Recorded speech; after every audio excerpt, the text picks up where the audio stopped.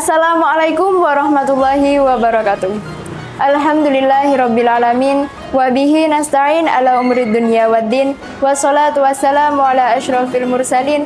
Wa ala alihi wa sahbihi ajmain, amma ba'd. Sahabat-sahabat yang dimuliakan oleh Allah Subhanahu wa Ta'ala, terkhusus sahabat muslimah dimanapun berada, puji dan syukur kita ucapkan kepada Allah Subhanahu wa Ta'ala yang telah memberikan rahmat, taufik, dan hidayahnya kepada kita semua. Salawat serta salam tak lupa kita curahkan kepada junjungan kita, Nabi besar Muhammad SAW. Saya, Saila Dwi Sugianti dari kelas 10 TKJ 1 akan menyampaikan kultum dengan tema ibadah saat haid di bulan Ramadan. Semua pasti ingin beribadah selama 30 hari full di bulan Ramadan.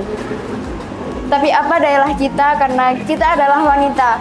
Pasti ada dalam satu bulan kita mendapatkan haid dan kita tidak boleh untuk melakukan beberapa ibadah. Nah, beberapa ibadah yang tidak boleh kita lakukan ketika kita haid, yang pertama adalah berpuasa. Tentu saja, kita tidak boleh berpuasa ketika kita sedang haid. Namun, kita harus mengqadanya atau menggantinya di hari-hari lain setelah bulan Ramadan. Oleh karena itu, para muslimah yang solihah akan sangat cermat dan akan sangat teliti untuk menghitung kira-kira berapa ya hari yang saya tidak berpuasa agar bisa diqadha atau diganti di hari-hari lainnya. Ibadah yang tidak boleh dilakukan selanjutnya adalah sholat. Berbeda dengan puasa, yang kalau kita tidak berpuasa kita harus mengganti atau mengqadhanya, akan tetapi kalau sholat tidak bisa diqadha. Ibadah selanjutnya yang tidak boleh dilakukan adalah tawaf. Hal ini pernah terjadi ketika di zaman Rasulullah SAW. Pada saat itu Siti Aisyah sedang melaksanakan ibadah haji, namun beliau mendapatkan haid dan kemudian beliau menangis. Maka Rasulullah SAW menenangkan beliau dan mengatakan bahwa ini merupakan hal yang wajar yang terjadi kepada setiap wanita. Oleh karena itu, boleh melakukan ibadah-ibadah lain di ibadah haji ini. Yang tidak diperbolehkan adalah tawaf. Tapi tentu saja, selain tiga hal tersebut, yakni sholat, puasa, dan tawaf, ibadah-ibadah lainnya boleh dan sebaiknya kita lakukan, apalagi di bulan suci Ramadan. Allah melibatkan begitu banyak pahala-pahala untuk kita. Kita tidak mau menjadi orang yang merugi karena tidak melaksanakan ibadah-ibadah tersebut. Maka yang bisa kita lakukan adalah, yang pertama adalah membaca Al-Quran.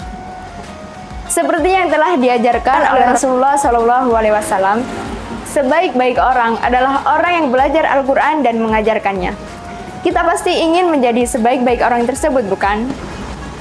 Maka dari itu, wanita haid boleh untuk membaca Al-Quran.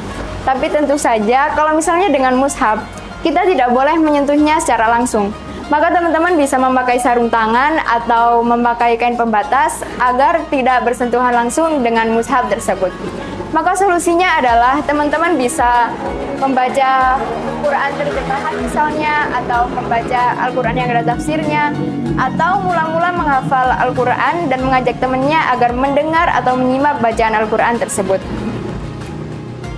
Ibadah yang boleh kita lakukan selain membaca Al-Quran berikutnya adalah beristighfar atau doa meminta ampun yang telah diajarkan oleh Rasulullah SAW. Teman-teman tahu tidak bahwa pernah ada kejadian bahwa pernah ada seseorang yang datang kepada Imam Hasan Al-Basri dan menanyakan bahwa, "Wahai Hasan Al-Basri, saya ini kekurangan rizki, saya tidak memiliki harta yang banyak, apa yang harus saya lakukan?"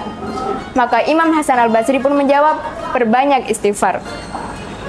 Kemudian orang kedua datang dan bertanya kepada Imam Hasan Al-Basri, "Wahai Hasan Al-Basri, saya tidak punya panen, kebun saya kekeringan, kemarau berkepanjangan, apa yang harus saya lakukan?" Maka Imam Hasan Al-Basri pun menjawab, "Beristighfar." Kemudian orang ketiga datang dan menanyakan bahwa, "Wahai Hasan Al-Basri, saya tidak memiliki anak, apa yang harus saya lakukan?" Maka Imam Hasan Al-Basri pun menjawab, beristighfar. Nah, teman-teman sekalian, ternyata Imam Hasan Al-Basri mengatakan hal tersebut karena beliau teringat dengan surah Nuh ayat 10 sampai dengan 12 yang artinya, Maka aku berkata kepada mereka, mohonlah ampun kepada Tuhanmu. Sesungguhnya Allah itu Maha Pengampun.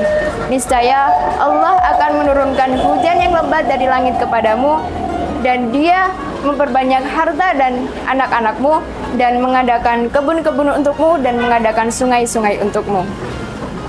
Jadi, ibadah yang salah satunya adalah beristighfar, yang kita anggap sangat mudah sekali ternyata membawa efek yang sangat luar biasa. Jadi, wanita haid boleh untuk memperbanyak istighfar atau zikrullah untuk mendapatkan pahala yang sangat besar. Haruslah kita tidak menyia-nyiakan Ramadan dengan memperbanyak tidur, dengan dalih tidur adalah sebagian daripada ibadah.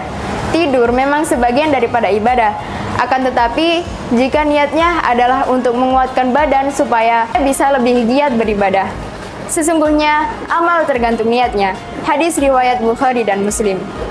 Di bulan suci Ramadan, jangan menjadi orang yang malas.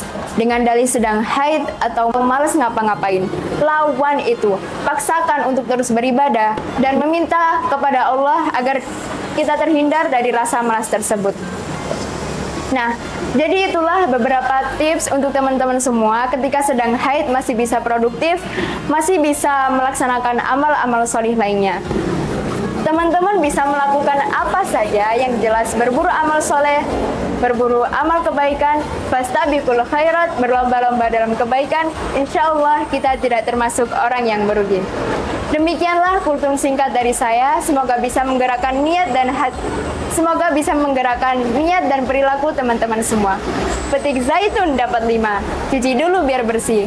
Kultum saya tidaklah lama, cukup sekian, terima kasih.